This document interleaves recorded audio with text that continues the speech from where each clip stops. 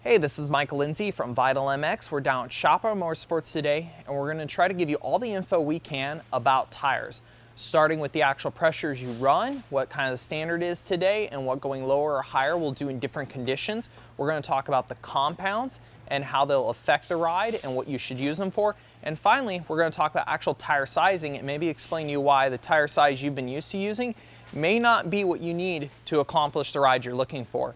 And to help us out today, we've got Jay Clark from Dunlop, who we're going to throw this to.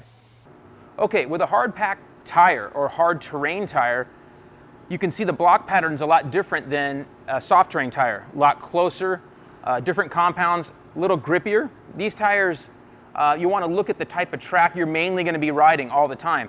Tire pressure on these, you want to be 11.5 to 12.5 on the rear and 12 to 13 on the front on these hard pack tires to get the optimal grip. That's what these things are tested and designed for. So a lot of our freestyle guys run these tires because they're riding on hard pack, and that gives you a little idea. There's no water, no ripping. So again, good hard pack tire for those types of conditions. Okay, so these are soft terrain tires for mud and sand. A lot of people overlook these tires for a lot of motocross use. Now the front, we don't use a lot. This is actually an MX-11, which has been updated to our MX-12. We don't have one of those here, right here, but on the front would only be usable in really muddy or very sandy conditions. Even Southwick, they'll run an intermediate front. So you can switch around and run a different front to a different rear tire, it's okay. So as far as the rear goes, as you can see, it's got a full scooping pattern. Now a lot of guys will overlook and think they can't run this at a motocross track, but if you have a very deep prep, especially in the morning for practice and first motos, a lot of guys that have the luxury of having an extra wheel can bring this wheel, run their morning practice, maybe their first moto, and then switch to their intermediate tire for the rest of the day. So that's something to look at on this tire. Obviously works very well in any muddy terrain or very sandy conditions, say obviously like Southwick or any tracks like that. We can run 11 to 11.5 pounds on the front tire, and then on the rear we're 12.5 on the rear on these. You can even go a little bit lower to get some additional grip. You know, with this spread out pattern here, allows for the mud and sand to really flow through here and get some really good hookup. Okay, so here's our MX-33 tire. This is an intermediate tire. And now this is the biggest category of motocross tires, are intermediate tires, because they can work into the hard pack and then all the way into the soft or vice versa.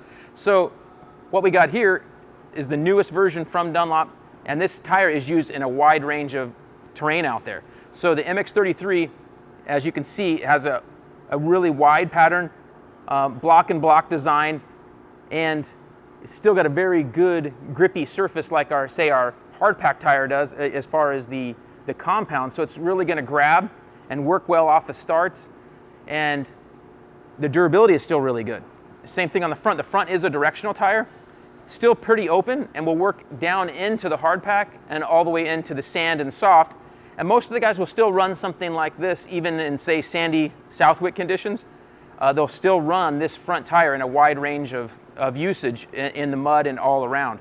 These types of tires are what we see even on most of our supercross guys running nowadays, and most of the supercross tracks is this style of tire.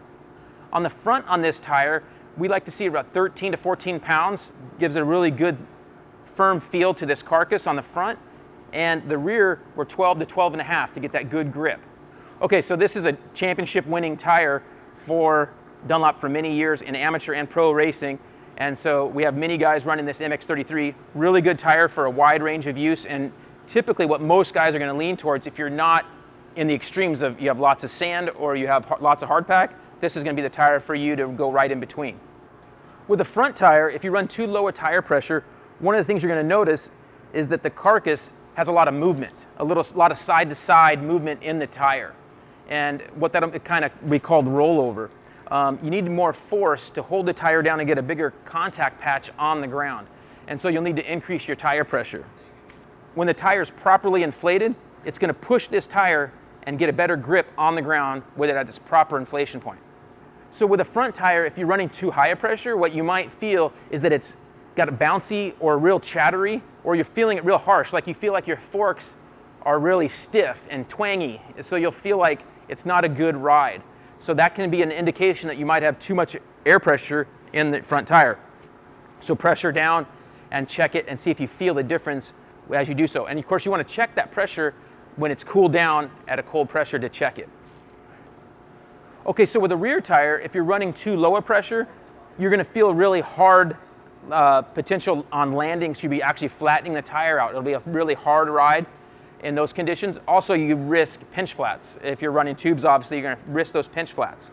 The tire wasn't designed to be run at really low pressures. Some guys will run a system that will allow them to run really low pressures at 5 to 8 pounds. The tire wasn't designed at those ranges. Typically 11 is about the lowest we'll run a tire to ever in testing. So that's about what you'll want to check and see. You don't want to run real low pressures because the tire wasn't designed for that. You're going to flatten out this carcass. So on the rear with too high a pressure, the biggest thing you're going to notice is a lot of wheel spin, not good traction, and it's going to feel a little bit harsh and rigid in the back. So that's why you want to check your rear, not just, hey, I'm going to run 15, 20 pounds or whatever so I avoid getting a flat. So you want to make sure you're getting good traction, the most of it for your motocross bike. Now we're going to talk a little bit about tire sizing and what terrains to choose them for. Now let's break down the size. Here we have a 120, 80, 19. What does that stand for? 120 is the width of the tire as a measurement. 80 is not a height as much of a plain measurement. It's 80% of the width. So if you have a 120-80, the height is 80% of 120. If it's a 120-90, the height is 90% of 120. So that height isn't exactly an exact measurement. It depends on the width. So you get tires that are rounded or flatter based on what they need to be. So just because you have a 90-120 and a 90-110, that 90 doesn't mean the same height. It's all based around the width to give a tire that has the best overall characteristic for that width. The tire really starts at the width and they design everything else around that. And of course the final number, in this case 19, is the inner diameter for the rim. When you go to an intermediate tire where you're balancing hard pack, loam, and ruts, you have to give a little bit more thought to it. On a 250F, you'll typically see riders stick with a 110 because you're trying to balance the difference between contact patch on hard pack and loam where you're actually scooping dirt and moving it. If you go too big of a tire, the bike will load itself down too much while trying to scoop that dirt, that loose material. And also if you're too wide in a rut, you can feel a little bit of the bike trying to catch on the inside. So typically a 250F, you'll find 110 works very well in intermediate surfaces. And if you're at really high altitudes with power loss, you might try going back down to a 100 to give the bike a more lively feel. For a 450, a 120 is the easy recommendation in an intermediate situation because the bike has so much power. It's able to run that big tire, still able to scoop that loose material and give you maximum traction.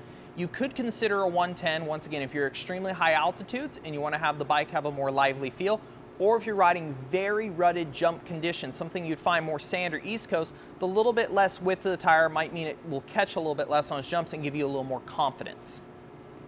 Now, when you go to a sand tire, you'll find that they're typically skinnier. A 450 will be on a 110, and that's simply because the material is so soft and so loose, you're scooping so much of it, it's pulling the bike down.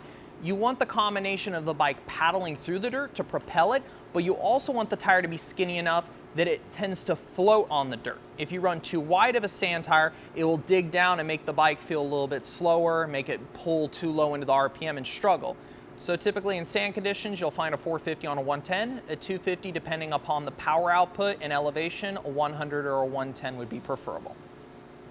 The last thing we're going to cover is for the manufacturers that do this. In the case of Dunlop, they actually mark their tires at the lightest point. The little yellow dot you see is after it's manufactured, it's checked, and this is the lightest point of the carcass in the overall tire. If you mount this up to a wheel at the rim lock, it'll give the best overall balance for a tire to wheel combination.